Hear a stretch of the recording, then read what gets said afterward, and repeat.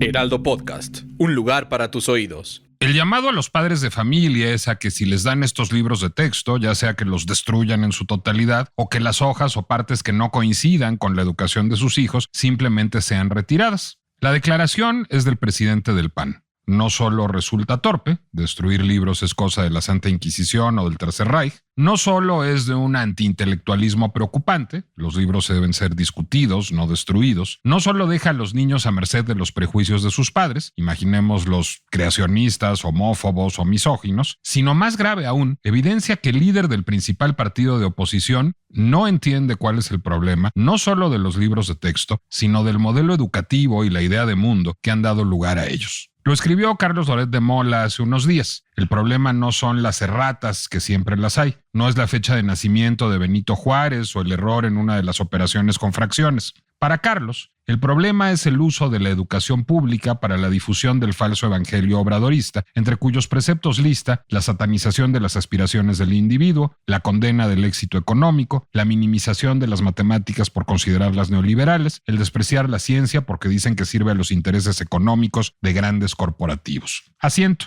pero también amplío. He dado más que una ojeada a los libros de texto y he leído a conciencia sus textos de presentación. Obviaré por sabido que se trata de piezas sobreideologizadas y trasnochadas, trufadas de referencias a Bakunin y al poema pedagógico de Makarenko. Preferiré señalar con preocupación que esos textos y el enfoque general de la nueva escuela mexicana todo resultan, manifiesto que son, de un solipsismo rabioso. Champurrado de obradorismo militante, freirismo radical, psicologismo pop, descolonialismo buena ondita, pobrismo modo Ismael Rodríguez, culpa de clase y tantita pedagogía de vanguardia, lo del aprendizaje por problemas no está mal, los textos introductorios parecen más preocupados por la lucha de clases que por la lucha en la clase, es decir, por los retos del aula. ¿Necesita un profe de Santiago Papasquiar o de San Andrés Tuxtla discutir a Rancière? Por cierto, la única referencia filosófica no soviética en el marco teórico, o más bien herramientas para complementar una formación docente a menudo deficiente y retener a los alumnos de cara a la doble amenaza de la pobreza y el narco. ¿Precisa el alumno quebrar las cadenas de una opresión de la que es sujeto nomás por decreto del Ejecutivo o saber quebrados? Entre Marx, Arriaga y su marco teórico, solo cabe una conclusión. La educación es demasiado importante para ponerla en manos de los políticos. Este texto fue publicado hace unos días en el Heraldo de México y su autor es un señor que es hijo de un político. De hecho, es hijo de alguien que fue secretario de Educación. Este señor tiene un podcast cuya invitada para discutir los libros de texto y la nueva escuela mexicana es una política. De hecho, una política que fue secretaria de Educación de la Ciudad de México. Y entonces, ¿por qué dice que la educación es demasiado importante para ponerla en manos de los políticos? Bueno, pues esa es la pinche complejidad de la retorcida mente del autor de ese texto, Nicolás Alvarado.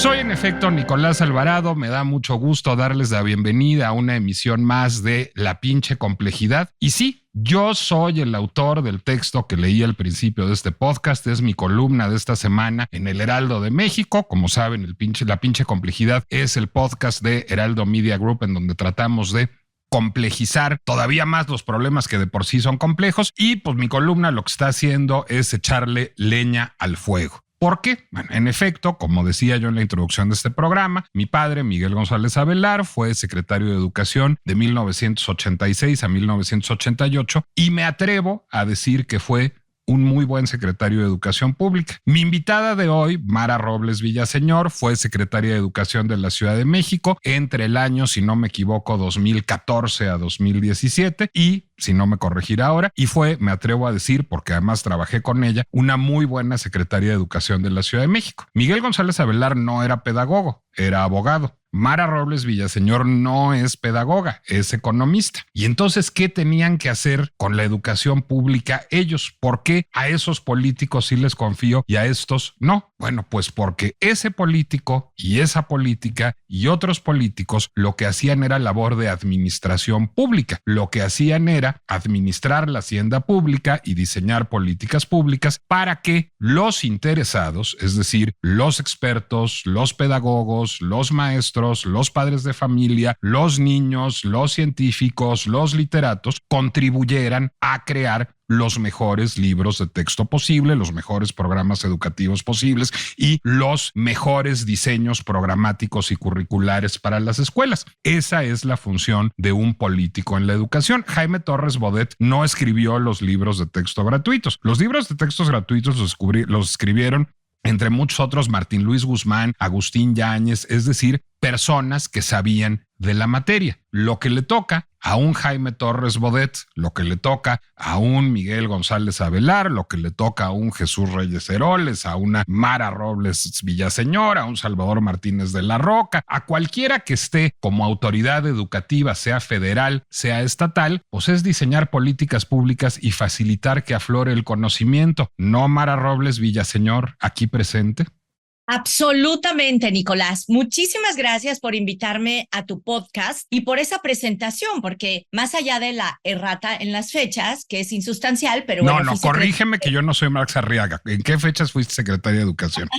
Del 2012 al 2015. Pero lo relevante de lo que has dicho es que efectivamente tu servidora no es una pedagoga, yo soy una estudiosa de la política pública educativa y eso sí, tengo una especialidad en planeación de la educación superior y mi vida ha sido precisamente desde como dirigente estudiantil hasta como secretaria de educación, luego como rectora del Centro Universitario de los Altos de la Universidad de Guadalajara, luego como presidenta de la Comisión de Educación del Congreso del Estado. Es, como bien dijiste, buscar a los que saben, buscar a los expertos, buscar a los especialistas, darles libertad absoluta en un ambiente de pluralidad para que las discusiones sustantivas, las importantes, se den en absoluta diversidad y que no sea el dogma, sino el conocimiento científico y la idea democrática de creación de ciudadanía lo que prive en la elaboración de la política pública. Pero bueno, esa es solamente la presentación, la introducción. No, pero a ver, no es menor la presentación, querida Mara, y perdóname que te interrumpa, que es una costumbre que tengo hace ya mucho tiempo,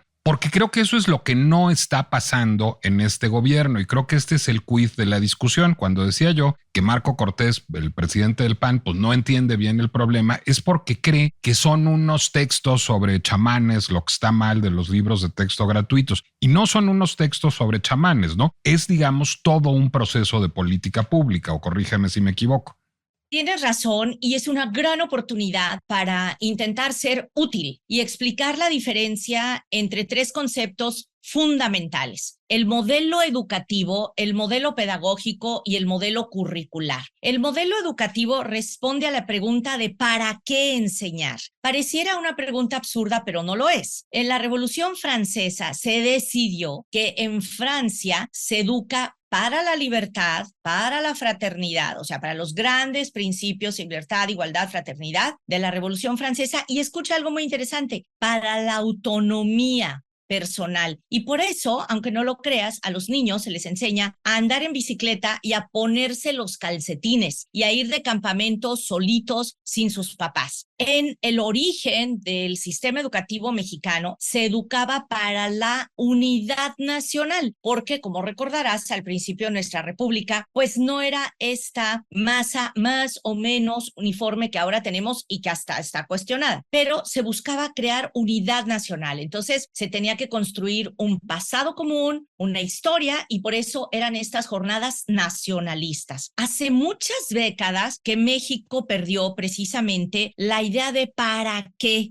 enseñar. Y entonces ha habido una gran cantidad de contradicciones que han llevado a esta desinformación en el sentido de que tal educación es neoliberal y tal educación ahora será comunista. Por Dios, en estricto sentido, mi opinión es que ni una ni otra. Y ahorita voy a dar elementos de por qué, pero voy al segundo modelo. Hablé del modelo educativo que responde a la pregunta de ¿para qué enseñar? Luego viene el modelo pedagógico, que es cómo enseñar. Y ahí viene la cuestión de si tú tienes a un gran ponente que se sube en un estrado, dicta una cátedra, es brillante y el que entendió, entendió y el que no, pues se rezagó. Y la tercera del modelo es el modelo curricular, es decir, qué en concreto se enseña. Entonces, en este momento están revueltos de muy mala manera el debate del modelo educativo, del modelo pedagógico y del modelo curricular. Ayer que yo vi la conferencia vespertina de la secretaria de Educación, Leticia Ramírez Amaya, en donde estuvo nada menos que Ángel Díaz Barriga, me era muy difícil discrepar de este gran pedagogo, porque Díaz Barriga sí pertenece literalmente a una familia de pedagogos que son una autoridad en este país y un referente a nivel iberoamericano. Entonces, cuando Díaz Barriga hablaba de cosas que voy a mencionar enseguida, como la integración curricular, como la libertad de los maestros y la autonomía para adecuarse al contexto, como la posibilidad de compensar la diversidad de estados, de condiciones socioeconómicas y culturales que hay en nuestro país, pues a mí me costaba discrepar. Yo decía, si Díaz Barriga está detrás de esto, bueno, es prácticamente una garantía de que hay alguien serio opinando sobre lo pedagógico. Sin embargo, como bien dices, hay una retórica estridente que ha llevado la discusión al absurdo. Por ejemplo, cuando se decía, estos libros se hicieron con el corazón y los hizo gente de muy buen corazón.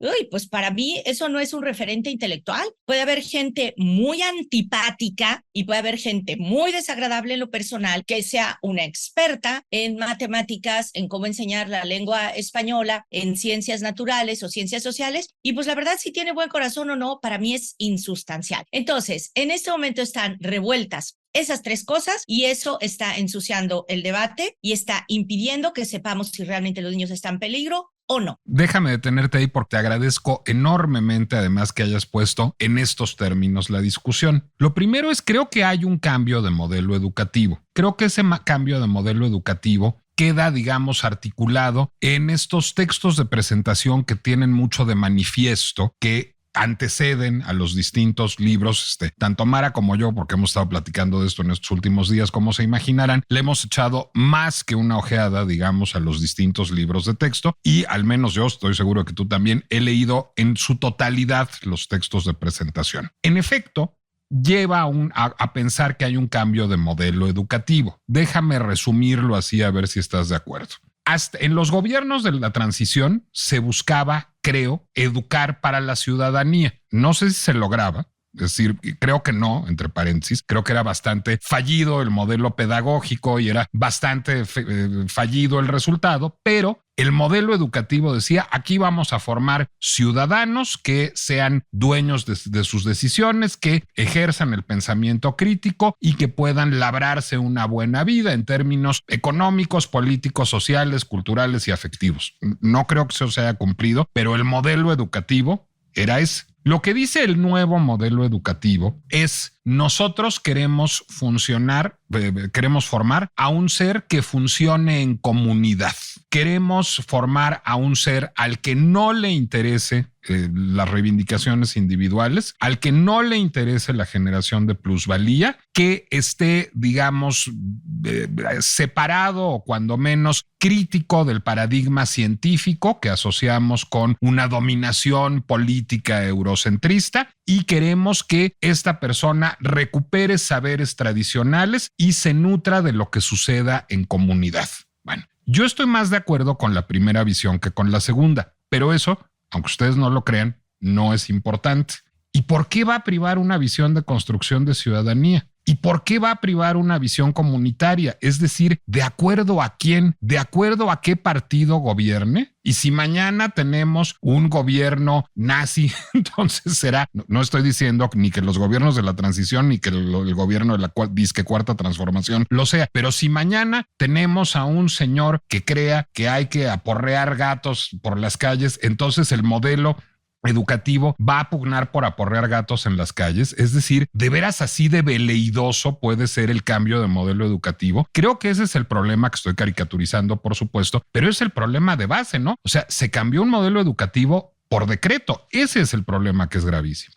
Afortunadamente, estoy muy bien informada.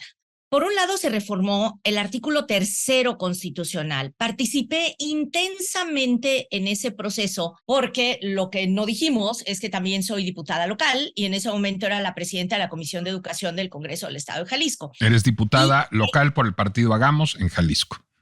Es correcto. Entonces, en la anterior legislatura, la presidenta de la Comisión de Educación de la Cámara de Diputados, por primera vez, y ella es una maestra que se reivindica integrante de la 4T, fíjate bien, Nicolás, nos convocó a que los congresos de los estados no fuéramos solamente una oficialidad de partes de la reforma constitucional. Realmente se nos incluyó, se nos escuchó y además logramos colocar en la reforma al artículo 3 constitucional conceptos que me son carísimos, como el que tú conoces de educación para la vida. De tal manera que la reforma al artículo 3 constitucional, me duele un poco decirlo, al final de cuentas terminó siendo el cajón del sastre. Una forma de no controvertir, de no excluir, fue que se incluyó lo que dijimos todos. Y sinceramente es reiterativo, pero no hay nada de lo que podamos avergonzarnos. O sea, se conservó el contenido clásico del artículo 3 constitucional, precisamente el que decía que la educación tiene que ser universal, pública, gratuita, laica y que debe promover a la democracia más que solamente como un régimen electivo, como una forma de vida. Así que tú y todos los ciudadanos pueden estar tranquilos porque eso sigue vigente en el artículo 3 constitucional. Y agregamos un montón de cosas, hasta la educación ambiental y las lenguas indígenas, y todo mundo dijo su desiderata, ¿no? Sus deseos, sus convicciones, ahí están. Pero el artículo 3 constitucional de ninguna manera es retrógrada y de ninguna manera renunció a aquella vocación democrática que tuvo desde sus orígenes. 2. Enseguida del artículo 3 constitucional está la Ley General de Educación y ahí pasó básicamente lo mismo. Es una ley demasiado extensa, es una ley farragosa, pero están dichas todas las cosas políticamente correctas. Ahí te garantizo que no hay una visión sectaria ni excluyente, ya no digamos comunista, no, en todo caso es una revoltura de demasiados buenos propósitos. Posteriormente se elaboró el que debería ser el modelo educativo o el plan de estudios y ahí yo fui invitada por la Coparmex. Hay que decir que importante que haya sido una organización empresarial tan satanizada la que convocó un debate plural. Imagínate, me invitaron a mí, que como todo mundo sabe, fui niña comunista. Y entonces ahí leí, igual que tú, la introducción del documento y luego leí el resto del documento, que tiene más de 244 cuartillas. Y en efecto, en las introducciones, en todos estos prefacios, en todos estos textos que están al principio de lo sustantivo, está esa retórica sumamente estridente, sumamente antagonista, un poco atrasada desde mi punto de vista para lo que ahora constituye el debate de las fuerzas progresistas a nivel mundial. Bueno, pero pues ya luego, cuando la vanguardia de la educación es Macarenco, pues sí estamos en problemas. cuando te metes a leer, que por cierto es un pedagogo al que definitivamente hay que leer entre todos los demás. Entonces, cuando me pongo a leer los 244 elementos que contiene este documento, me encuentro que ahí no están barbaridades ni cosas inaceptables. Y lo mismo está pasando en los libros de texto. En efecto, tienen erratas como casi todos los libros tienen erratas y tienen algunas pifias que deben ser corregidas, no me cabe la menor duda, pero que de las introducciones se pueda decir que están vertidas íntegramente en el contenido del plan de estudios y de los libros de texto, de verdad que no. No es así. Y si leíste en Nexos a Irma Villalpando o la escuchaste en un podcast de tu competidora y maestra Gabriela Barquetín, te habrás dado cuenta de que en efecto no es así. Esa retórica hasta cierto punto izquierdista o tal, no está en el contenido, como sí están las erratas. Donde en todo caso empieza el problema, y si quieres ahorita hablamos de eso, es en el método de educar. Y vamos a ver que tampoco es un problema, pero quiero terminar diciendo que precisamente no se hizo el piloto de ese documento importante porque una organización controvirtió e impidió que se hiciera el piloto. Entonces, ahora estamos un poco chistosos porque hay quejas de que no se hizo el piloto para aprobar el plan de estudios, pues porque hay una orden judicial que impidió que se hiciera el piloto. Y lo que no se ha publicado en este momento, y está muy mal, son los programas o programas sintéticos que preceden a los libros de texto. Yo quisiera mostrar mi acordeón para que todo el mundo lo tenga claro. O sea, tienes artículo 3 constitucional, tienes Ley General de Educación, luego tienes plan de estudios, luego tienes programas o programas sintéticos y el último eslabón de la cadena son los libros de texto. Entonces, claro, lo que ahora resulta inconexo es que no se hizo el piloto del plan de estudios, no se conocen los programas y están ahí los libros de texto. Los libros de texto tienen unas introducciones estridentes, pero los contenidos tanto del plan de estudios como de los libros no corresponden a esa estridencia, aunque tengan erratas. Entonces, digamos que hay que ser bastante más cuidadoso a la hora de sacar conclusiones, porque si no, corremos el riesgo de empeorar todo aún más, porque me falta hablar en las siguientes intervenciones que me lo permitas. Pero no te lo voy a permitir ahora. Pero porque de lo te tengo más que interrumpir porque te Ajá. tengo que discutir este asunto. A ver, yo celebro el espíritu con que estamos teniendo esta discusión, pero no estoy de acuerdo con muchos de sus contenidos. Y voy a decir por qué. Sin duda, el plan de estudios está, por cierto, lo que no están son los programas sintéticos. El plan de estudios fue publicado en el Diario Oficial de la Federación en el año 2022. Lo que no están son los programas sintéticos y es gravísimo. Primera cosa que me preocupa es cuál fue el proceso de elaboración de estos textos. Pues no, unos maestros de muy buen corazón a mí no me dice, como decías tú, absolutamente nada o con el corazón podrido, me da exactamente igual. ¿Cuál fue el método de reclutamiento de esos maestros? ¿Cuáles son sus credenciales? ¿Cuáles son sus competencias? ¿Cuál es el enfoque educativo, pedagógico y didáctico que utilizaron en la redacción de esos libros de texto? ¿Y en qué momento se involucró a otros actores en esa discusión? Esa me preocupa enormemente. Esa es de proceso.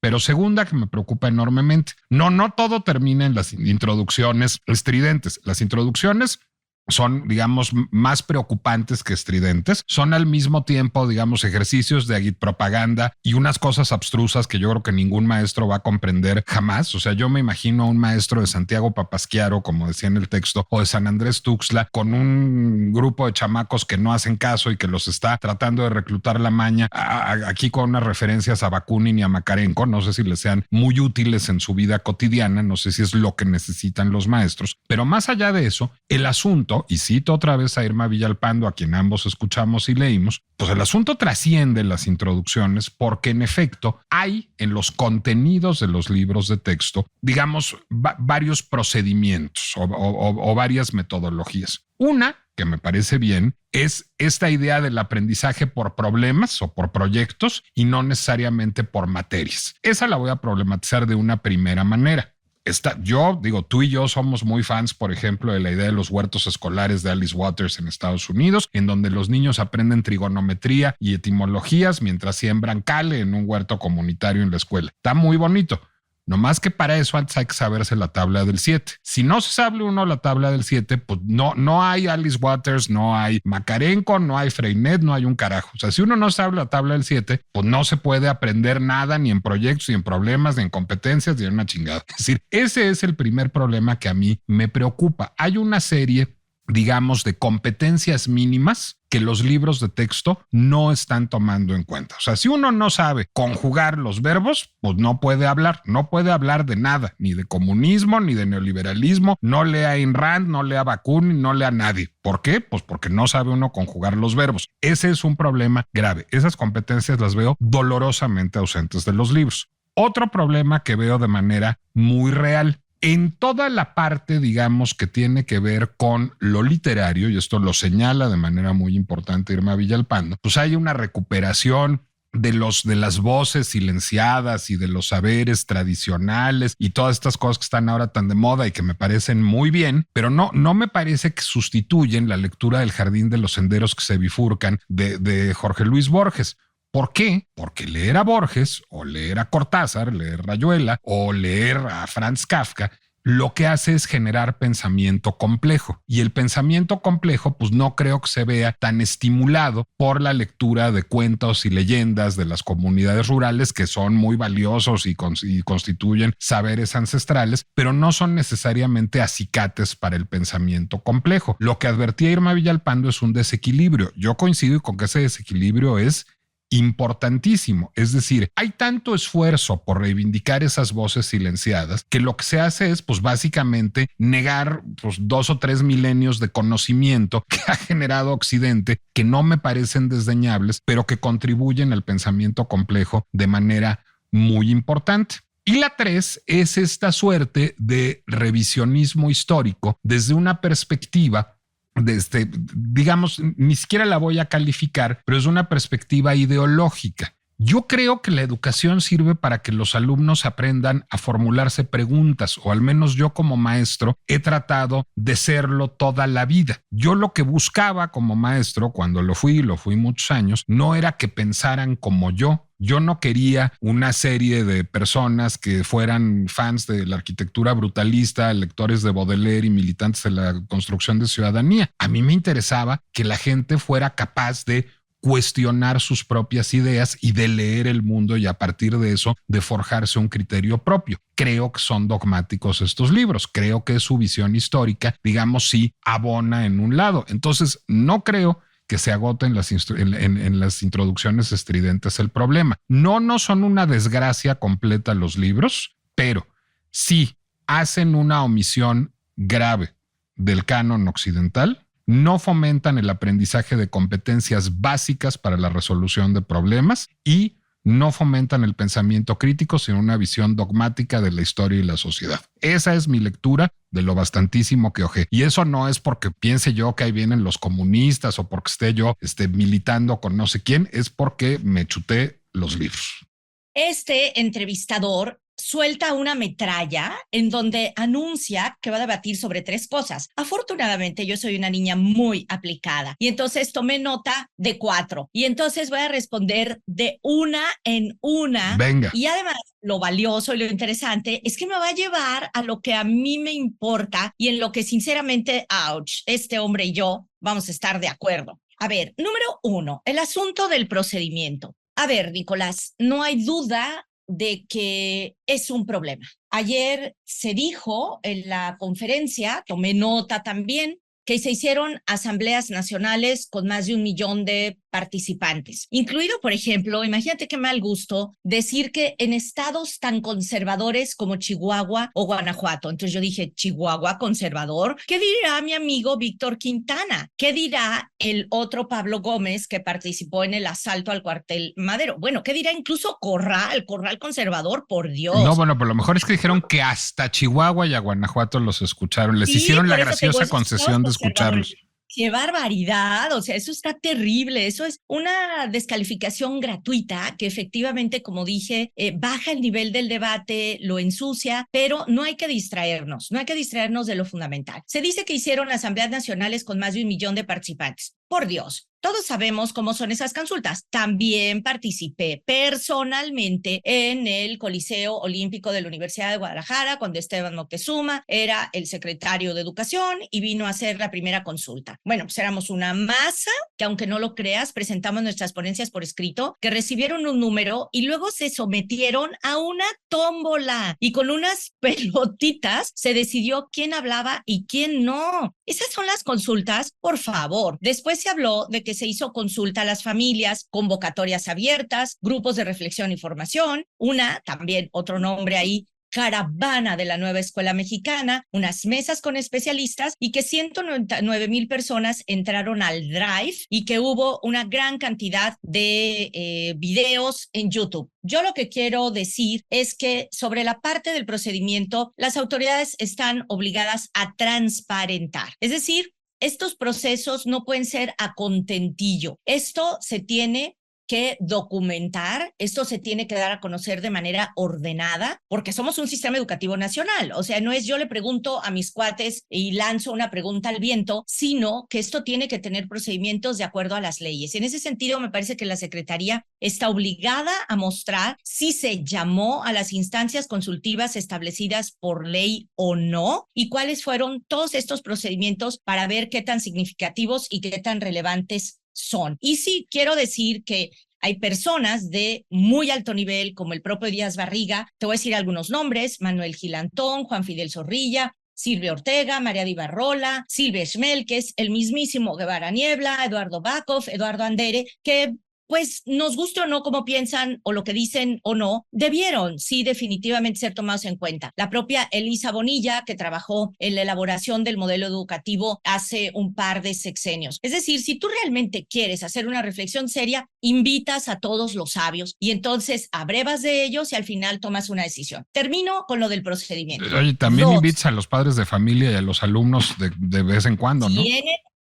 ¿No lo vas a creer? Esa es una de las cosas que precisamente logramos en la Ley General de Educación y también en la Ley del Estado de Jalisco, porque las comunidades educativas están conformadas legalmente, no solamente por las autoridades y los directivos, por los profesores, por los estudiantes, sino también por los padres de familia. Y sorpréndete, ya está, Nicolás, que por los miembros de su comunidad, incluidas las asociaciones patronales. ¿Por qué? Porque si queremos que algún día los patrones le den tiempo laboral a los padres de familia para ir a sus escuelas a enterarse del desarrollo de sus hijos, los patrones tienen que estar de acuerdo. O sea, esta idea de que tienen que estar peleados los patrones y los trabajadores, por lo menos en el mundo educativo, no funciona. Y aunque no lo creas, Coparmex ha sido una aliada constante y contundente en ir a ese propósito. La Comisión de Educación de Coparmex, por lo menos en el estado de Jalisco, es la cosa más progresista que te puedas imaginar. Te imaginarás que no seré nunca yo quien dude de Coparmex. Bueno, me voy a la segunda parte que tiene que ver con el método. A ver, materias o proyectos, conocimiento integrador o compartimentos estancos. Yo diría que una meta, un sueño ha sido siempre emular el aprendizaje con base en proyectos, porque teóricamente esto genera una respuesta a la pregunta de ¿para qué estoy yo estudiando esto? Que es una pregunta, por cierto, bastante elemental. Pero bueno, ok, vamos a ir por proyectos. Pero para ir por proyectos, en todo caso, como lo dijo Irma Villalpando, pues se tiene que tener en los programas un marco que te diga en los proyectos, de todos modos, cuántas matemáticas, cuánto lenguaje, cuántas ciencias tienen que estar integrados en esos proyectos para que el proyecto no sea lo que se te ocurra. En ese sentido, yo creo que el aprendizaje con base en proyectos va a ser un reto brutal, que si creo que se tiene que enfrentar y asumir, ¿por qué no? Yo misma como maestra lo acepto, nada más que alguien me tiene que ayudar, porque efectivamente nunca he enseñado con base en proyectos. O sea, en Harvard, claro, están muy acostumbrados a estudiar mediante el método de casos, y en todo caso aquí solamente una universidad, que es la Panamericana, para sus MBA en negocios, lo utiliza. Yo, encantada, como rectora de Cualtos, intenté hacer algunos casos con los profesores y créeme que nos costó trabajo, pero vamos a aceptar sin conceder que todo esto Déjame está interrumpirte bien. otra vez porque es irresistible la tentación. Okay, tú lo acabas de decir, tú fuiste rectora de un centro universitario de la Universidad de Guadalajara. Eres maestra de licenciatura, tienes un doctorado y no sabes enseñar por proyectos. Ahora Así imagínate es, a mi amigo el profe de Santiago Papasquiaro, que no fue rector de un centro universitario, no tiene un doctorado y no es profesor de licenciatura. Tiene que aprender a hacerlo. Y esto tiene que ver con una reformulación incluso radical de las normales, y que la capacitación para los maestros no sea un formulismo en donde dale clic, clic, clic a una cosa que te mandan por la web y que nada más lo cumples por requisito. Entonces yo creo que si se quiere enfrentar el reto del aprendizaje y de la enseñanza por proyectos, tiene que haber, voy a usar un término que no te va a gustar, una auténtica revolución en la manera de enseñarnos a enseñar a nosotros los maestros. Pues mira, a mí me gusta decirle proceso administrativo, a ti revolución, pero sea revolución, sea proceso administrativo, de aquí al 28 de agosto sí está un poco cabrón que lo logremos. Va a ser muy complicado, pero sobre todo voy a darte la razón en algo, Ash. Eso que dices del desequilibrio en la falta de contenidos, miren, todavía hay que estudiarlo, porque en teoría, el día de ayer, apenas entre 5 y 6:30 de la tarde, la secretaria de Educación develó los libros. Antes tuvimos acceso a una serie de libros electrónicos que creemos que son los libros, y esos los ha estado estudiando un sector serio. Pero en realidad, hasta el día de ayer, y no se pueden descargar, vamos a poder estudiarlos a profundidad. Yo no he podido leer todavía, por ejemplo, el análisis que hace el Instituto de Literacidad de la Universidad de Guadalajara, que es muy serio y que ya tiene una primera opinión. Entonces, ese asunto del desequilibrio en los contenidos, yo digo que tengamos paciencia y todavía tenemos tiempo de dar una opinión categórica, pero ahora sí voy a lo que quería llegar y tú vas a estar de acuerdo conmigo, aunque no quieras. Vamos a decirlo en inglés, además, back to the basic. O sea, volvamos a lo básico. ¿Dónde estaban nuestros chicuelos antes de este debate? ¿Dónde estaban antes de la pandemia y dónde estaban después de la pandemia? Agárrate, Nicolás Alvarado. En 2018, en México, la prueba PISA dijo que los estudiantes mexicanos obtuvieron un puntaje bajo del promedio de la OCDE en lectura, matemáticas y ciencias. En México, solo el 1% de los estudiantes, 1%, obtuvo un promedio de desempeño en los niveles de competencia más altos, en al menos un área del promedio de la OCDE. Y el 35% de los estudiantes no obtuvo un nivel mínimo de competencia en las 3 áreas. Voy a seguir. En la evaluación efectuada por ese Programa Internacional para la Evaluación de Estudiantes, PISA, el estudiantado de México obtuvo un promedio de 420 puntos y una desviación estándar de 84. Este resultado está 63 puntos por debajo del promedio de la Organización para la Cooperación y el Desarrollo Económico, la OCDE. Escucha esto, 11 de cada 20 estudiantes apenas alcanzan el nivel mínimo indispensable en lectura. Te lo voy a poner de manera dramática. 7 de cada 10 niños salen de la primaria mexicana sin saber leer ni escribir, sin tener las competencias elementales para saber hacer las operaciones matemáticas básicas y saber en qué aplicarlas. No te estoy hablando de hacer cálculo integral y diferencial. No.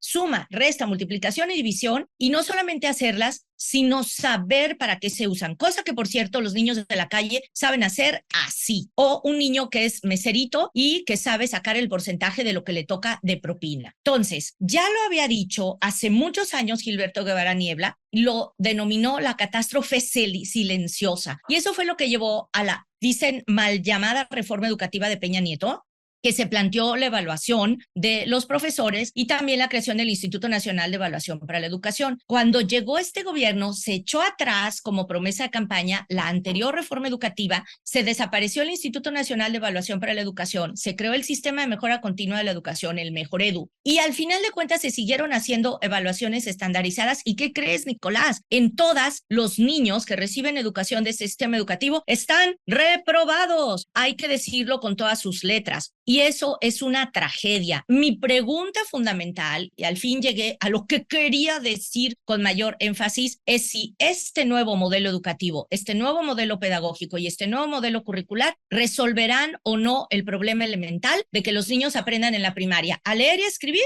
a hacer las operaciones matemáticas básicas, a tener los conocimientos elementales de ciencias naturales y sociales, las competencias socioemocionales. Y eso, perdóname, aquí y en China son las mismas. Y eso sí me parece racista y clasista, que se diga que los niños de Oaxaca, de Chiapas, de Guerrero, tienen condiciones tan difíciles que no se le puede exigir lo mismo que a los niños españoles. Mon Dieu, es al revés. Si los niños de Oaxaca, de Chiapas, de Guerrero y de los lugares más marginados de este país no están aprendiendo lo elemental, tienes que poner mucho más dinero, porque para decir que 2 y 2 son 4 no se necesita ser matemático, y los niños mexicanos tienen que poder competir con los niños chinos, con los niños gringos, con los niños finlandeses al mismo nivel. Entonces, mi pregunta toral es, ¿esto que estamos viviendo resuelve ese problema o no? Y puedo decir que con toda claridad que no veo a nadie abordándolo. Y en ese sentido me parece que todo lo que hemos dicho hasta ahora en el podcast es grave, pero lo verdaderamente grave es esto. O sea, para darte la razón, el asunto es mucho más grave y por lo tanto se tiene que resolver por la vía de un diálogo y no de cates entre unos y otros. Bueno, he dicho. Qué bueno que te erigiste ahora en entrevistadora. Es más, propongo a Mara Robles como la nueva conductora de La Pinche Complejidad, pero no puedo entonces más que responderte la pregunta.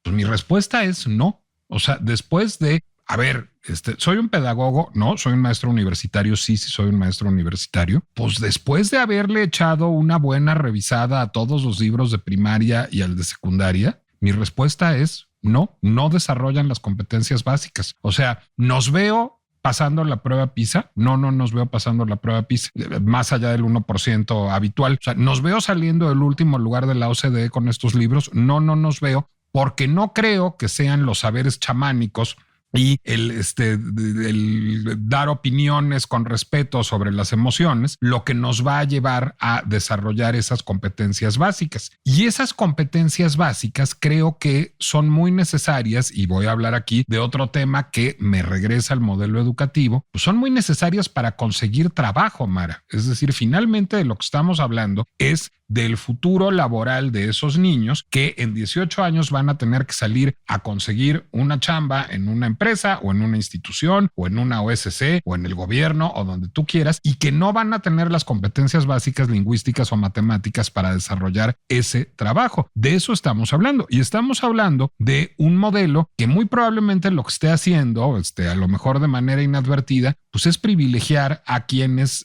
puedan acceder a la educación privada, porque si puedes acceder a la educación privada, tendrás un modelo que te habrás educado con un modelo que te preparará para esas competencias, cosa que la educación pública no te habrá preparado. Esa es mi lectura. ¿Cuál es la tuya? No me voy a perder en el bosque de tus preguntas y voy a responder con mucha contundencia y claridad, porque ¿sabes qué quiero ser, Nicolás, en este proceso? Una escoba. Decidí que quiero ser una escoba para barrer la basura. ¿Le quieres dar de escobazos a Marx Arriaga? Yo también. No, escúchenlo, ya ven cómo él se regresa a ese debate entre conservadores y comunistas. No le hagan caso a Nicolás, me pueden hacer caso a mí, por favor. A ver, ¿para qué quieres la escoba? Si no es para darle escobazos a Marco Cortés, de acuerdo, vamos. No, para quitar la basura que precisamente impide el debate de fondo. A ver, lo que estamos diciendo tú y yo es verdaderamente, aunque no lo crean y parezcamos chistosos, la verdad estamos diciendo cosas muy serias. A ver, Nicolás y yo lo que decimos es que en este país los niños no están saliendo de la primaria aprendiendo a leer y escribir, a hacer las operaciones matemáticas básicas y a tener los conocimientos de ciencias naturales y sociales elementales y la educación socioemocional para comportarse en sociedad. Es gravísimo. Escúchenlo bien, es gravísimo. Esto estaba así antes de la pandemia. Bueno, con la pandemia, esto empeoró exponencialmente en el mundo, y México, por supuesto, que no es la excepción, porque además México duró sin clases mucho más que los países desarrollados. Entonces, a ver, nosotros estamos en el hoyo. Los niños mexicanos tienen problemas muy graves y nosotros necesitamos que sus profesores y profesoras tengan las mayores condiciones, las mejores capacidades, las mejores condiciones, las mejores competencias para sacar a los niños de ese hoyo. Este modelo educativo, este modelo pedagógico y este modelo curricular que se ha presentado puede o no tener una cantidad suficiente de insuficiencias.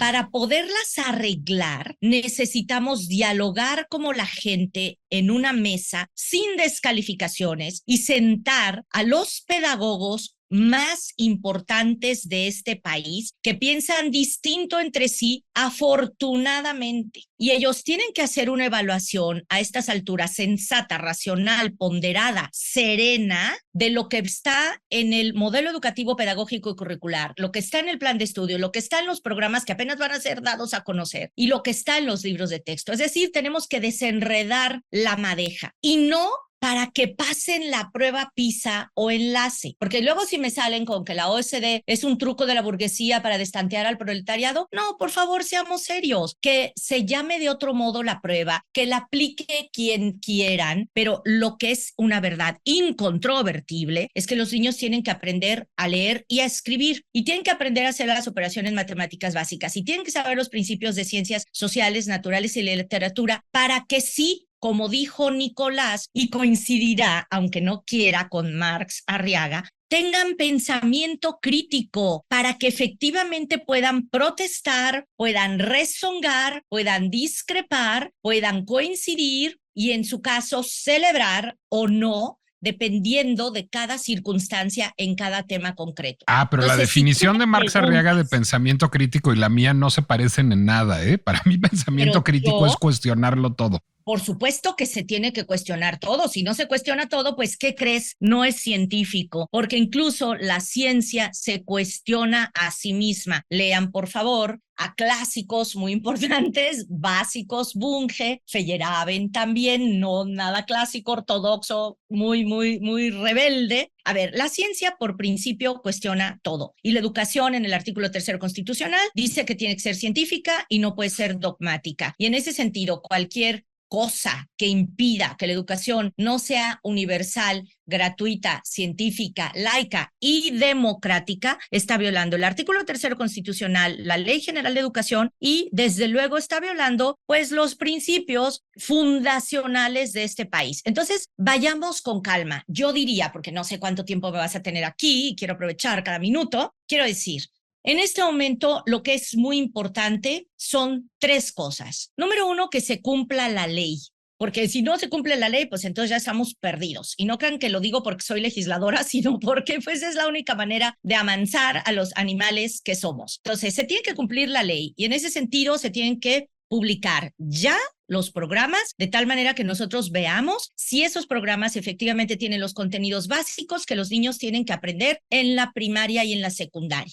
2, una vez que conozcamos esos contenidos, tiene que haber una comisión plural, imparcial, que examine con toda autoridad intelectual y con pluralidad los libros de texto para ver si efectivamente retoman todo lo que tiene que estar en los programas. Y después tiene que haber un planteamiento de formación serio para darle a los maestros los recursos pedagógicos para que puedan trabajar por proyectos. Esto, voy a volver a decírtelo y perdóname que te lo diga, si esto se hiciera, sería una revolución. Está mucho más allá de un asunto administrativo, sería un verdadero acuerdo, afidamento, pacto, como le quieran llamar, de unión nacional en torno a lo más importante que tenemos, que es enseñar a los niños de este país a tener las competencias, los conocimientos y las habilidades básicas para poder desarrollarse en sociedad. Y te voy a dar la razón, sí, para que trabajen, para que puedan tener empleo, porque pues sí, si viviéramos en el país de Magusín, ¿no? O del Mago de Oz, en donde todo se resuelve con alegría y con bondad, pues está muy bien, pero aquí la gente tenemos que vivir de un salario y por lo tanto efectivamente la gente se tiene que preparar para el trabajo y se tiene que preparar para tener dinero, porque si no tiene dinero, pues no tiene techo, no tiene salud, no tiene comida, no tiene educación, no tiene zapatos, no tiene libros, no tiene conciertos, no tiene arte, no tiene museos, no tiene vacaciones, no tiene nada. Entonces, en ese sentido, y te voy a dar, pero sí, un pinchazo del que no te vas a poder recuperar. Ya sabes que la encuesta nacional de ingreso y gasto de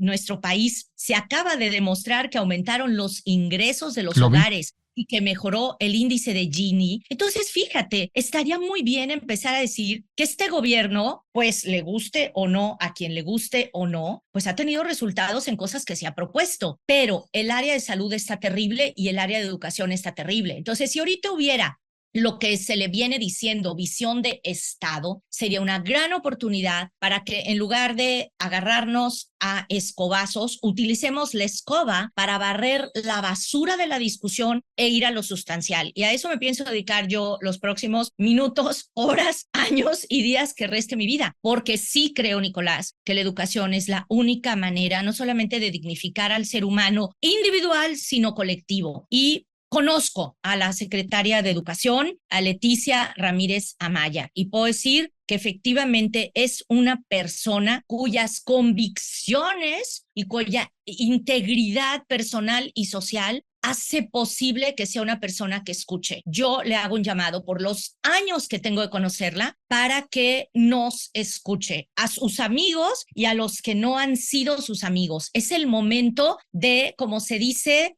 volarse la barda, es el momento de tener altura de miras y yo creo que la secretaria debe convocar a todos estos expertos para que en una discusión serena, de buena fe, se haga un balance de lo que acabamos de mostrar, porque lo que está en juego es algo fundamental. ¿Cuál futuro? Es el presente, es lo más importante que tiene México. A ver, yo además de una escoba tengo una bola de cristal. Bueno, y te voy a decir qué veo en mi bola de cristal. Veo que esta señora secretaria con la que por favor no me invites a cenar próximamente no te va a hacer caso. Y Marx Arriaga tampoco te va a hacer caso. Y Marco Cortés va a seguir gritando comunistas, comunistas y llamando a que destruyas en los libros. Y si no es él, será otro. Y no se va a resolver el problema. ¿Por qué? Porque en este país absolutamente todo está politizado. Porque en realidad yo no veo a ninguno de estos personajes preocupados por lo que estamos discutiendo ahorita, o por lo que está diciendo Irma Villalpando, o por lo que está diciendo Gilberto Guevara Niebla, sino por jugar venciditas políticas. Y voy a regresar al principio de este podcast. No es demasiado importante la educación para dejarlo en manos de los políticos, y eso me lleva a, ya sé que no es para este sexenio, ¿no debería estar en manos de un órgano autónomo? ¿No es esa la verdadera solución? Que no pueda cualquier gobierno, cualquier ejecutivo federal modificar el modelo educativo a su antojo, sino que ese proceso del que tú estás hablando, en donde haya una discusión permanente por parte de los expertos y las partes, sucediera en un órgano como el INE, como el INAI, como la Comisión de Derechos Humanos, bueno, antes de este sexenio. Voy a volver a buscar mi aguja en el pajar en el que pretendes esconderme. Fíjate bien, Nicolás, dijiste algo muy importante. Ok, tú no quieres ir a cenar con la secretaria de Educación.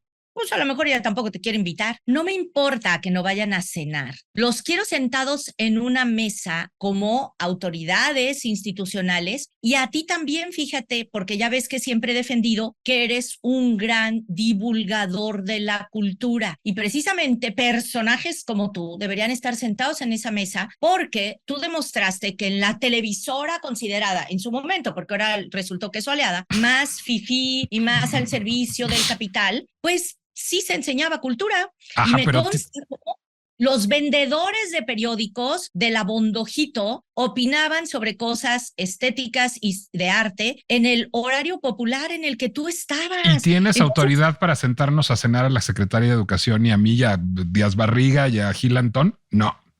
La vamos a construir entre todos aquellos que nos reivindicamos ciudadanos. Yo estoy ya en lucha precisamente para que se genere un punto de encuentro sensato, plural, sereno, informado, pero sobre todo voy a decir la palabra clave, responsable. ¿Y eso no es un órgano autónomo?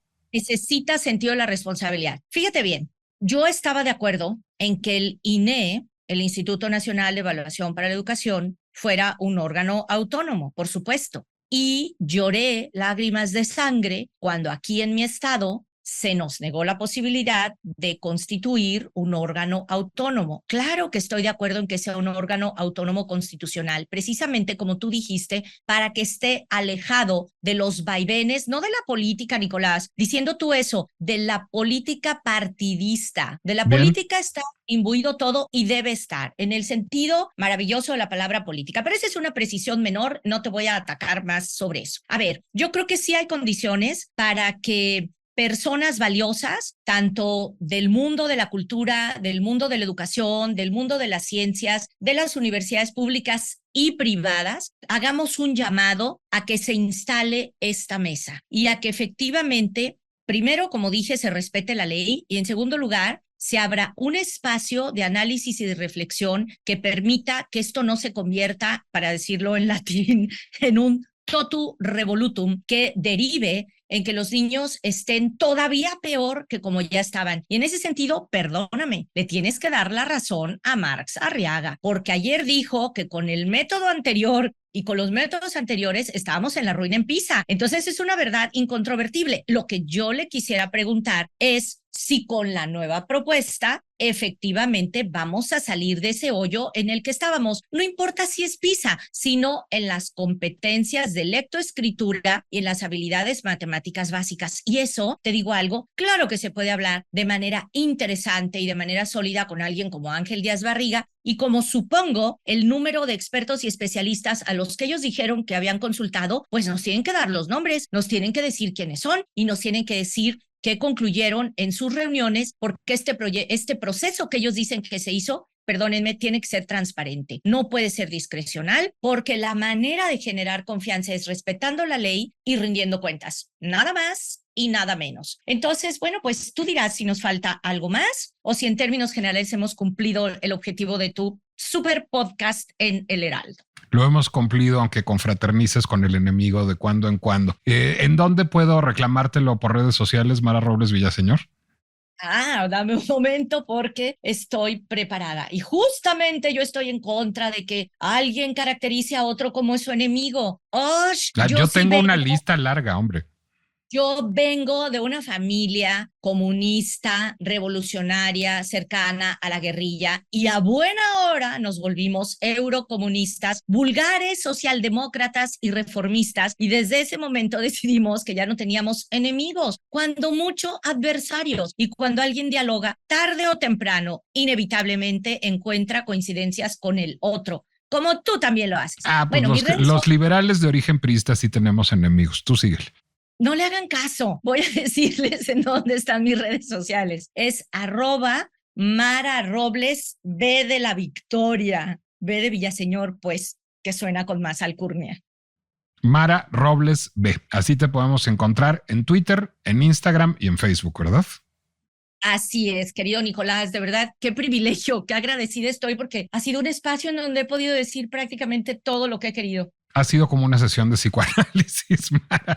Gracias y gracias a ustedes. Les recuerdo que La Pinche Complejidad es un podcast de Heraldo Media Group que pueden escucharlo en Spotify, Apple Music, Amazon Music, Deezer, YouTube o cualquier lugar en donde ustedes acostumbren a escuchar podcasts. Les recuerdo también que mis redes sociales, tanto en Instagram como en Threads, me pueden encontrar en Nicolás Alvarado Lector. Esas son mis redes sociales. Y aprovecho también para leer algunos de los generosos mensajes que nos han enviado pues sobre el último podcast. Marlet dice, como madre, cuando hablábamos de Wendy Guevara, Marlet dice, como madre de una mujer trans, agradezco y reconozco la calidad con la que tratas el tema. Muchas gracias. Luis Estrada dice, excelente episodio. Solo recordar que venimos de un antecedente en 2022 en el que Torpecillo, que es queer, ganó MasterChef Celebrity en TV Azteca. Sí, por cierto, y yo varias omisiones burras cometí en el anterior podcast. No me acordé de Francis, la ilusión hecha mujer, y no sabía yo que existe RuPaul's Drag Race en este país. Tampoco me acordé de Libertad antes Armando Palomo. Disculpas y gracias a todos los que me señalaron esas omisiones. Jazmín M. Galicia dice, agradecí que describieras las otras actitudes de Wendy, además de lo graciosa. Yo esperaba una representación más femenina de lo trans y sí, es su desexualización la que le permite gustar a la mayoría. Pues sí, en efecto, eso es preocupante y al mismo tiempo es alentador, es pinchemente complejo,